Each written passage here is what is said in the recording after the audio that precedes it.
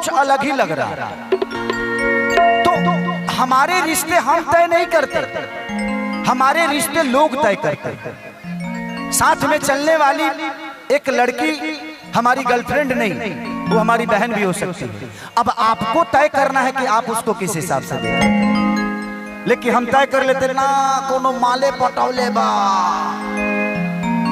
ये तो आपकी नजरिया है कि आप उसको कैसे देखते हैं, किस हिसाब से देखते हैं। हमारी नजरिया है कि मैं अपने बहन के साथ जा रहा हूं, तो वो पुलब था और लोगों ने उसको बोल बोल के अश्लील बना दिया। ठीक है यार, सबकी अपनी नजरिया है। कितने लोगों को सफाई दीजिएगा आप, जिंदगी में सफाई देते देते मर जाइएगा। समझाया उसको जाता है जो समझना चाहता है, समझदार को समझाने का कोई मतलब है नहीं। शब्दों को व्यर्थ मत जाने दीजिए, आप अपना काम करते रहिए। पूरी दुनिया आपके कहीं ना कहीं दिल में बैठा कर बैठेगी। नहीं तो एक खेसारी लाल यादव लीटी बेचने वाला, मैं 10 घर में नौकर और झाड़ू पोछा किया हूँ। 10 घर ऐसे होंगे जहाँ पे खेसारी लाल यादव झाड़ू पोछा किया है, बर्तन धोया है, कपड़ा धोया है।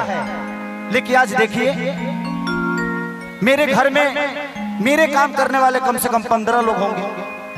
तो ये मेहनत है, आप सबका प्यार, आप सबकी विश्वास है खेसारी के ऊपर। इसलिए एक गरीब घर का बच्चा आज अपने जीवन को इतना बड़ा लेवल पे लेके गया। और मैं कुछ नहीं, मैं जीरो हूँ, मैं आता कुछ नहीं, आपके सामने आता हूँ तो मुझे लगता है कि मैं आपका बेटा हूँ और बेटा बन के जीवन को चलाना चाहता हूँ। कि आधी आधी रतिया के दारू पी के आगला टिटी के भाड़ी हमारा के जगाए।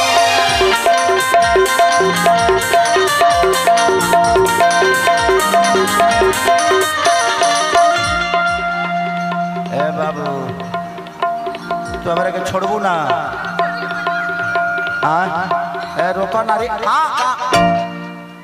एगो सिस्टम निमन मिलल बहु कहाँ कहाँ कैले रहता पागले कर वालों का चाहती हो?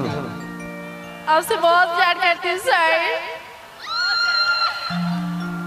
देख लो भाई, छोटकी प्यार करत ये तो बड़की के कितना मजा मिलता। एकरो लागता कि एकरे बहाने कहियो हमरो भेटा जाई है। प्यार करती हो,